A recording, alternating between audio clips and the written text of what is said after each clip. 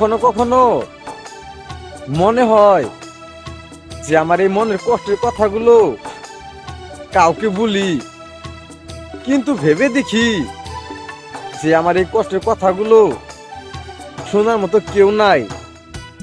একজন ছিল, সেও আজ আমার সাথে কথা বলে না, মেসেজ দিলে রিপ্লাই আসে না।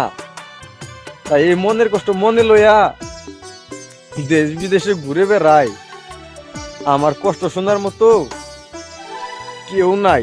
আমার কষ্ট কান্দে পাথর কান